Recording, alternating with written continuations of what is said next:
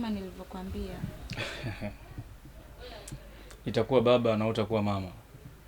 Sasa sijui mtoto wetu tumetaje. Tumite Mozi au tumite Pita. Ila itapendeza zaidi kama mtoto akiwa wa kike ili niweze kumuita jina la mama yangu kipenzi. Hapana Ubedi. Ndio kwanza nipo mwaka wa kwanza chuoni. Sitaweza na hii hali. Mpenzi, mbona hilo jambo linawezekana? Kuanzia kesho kila kitu nitafanya mimi. Nitakuwa nakuletea matunda ya kila aina. Nawe mapochopocho ndo usiseme. Ubedi mpenzi wangu, nionee huruma. Nitawaambiaje wazazi na ada atanilipia nani? Hii nini tena? Nini sasa hii? Kwa hiyo unatakaje? Wewe unatakaje? Unatuitoa. Unasema? Hivi unajisikia wewe? Nauliza unajisikia? Hilo halitawezekana.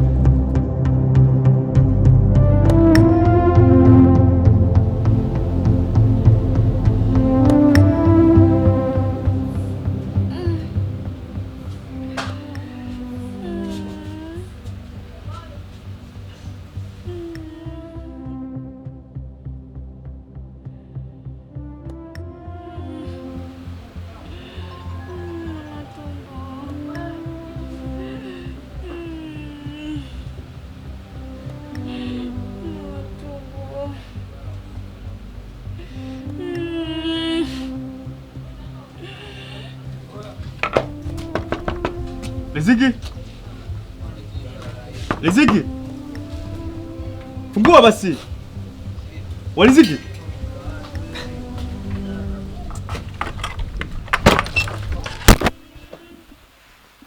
Riziki. Nini tena? Mama yangu.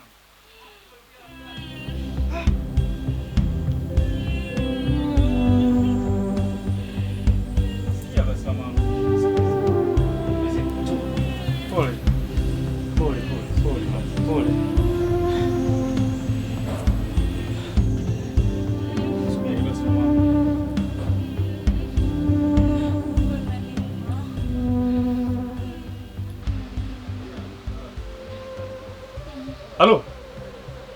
Uko wapi? Naomba uje nyumbani kwangu. Yaani faster. Sasa hivi.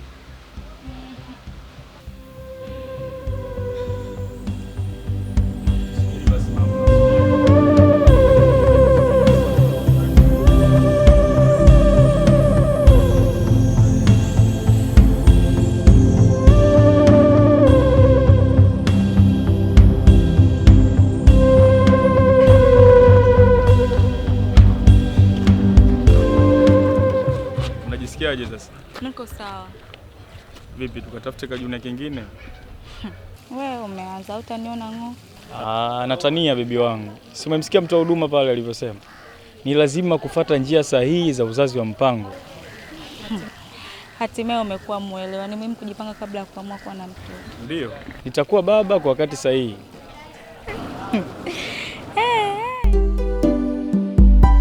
Tumia njia za uzazi wa mpango kwa usahihi, kujikinga na mimba zisizotarajiwa ili uweze kutimiza malengo yako.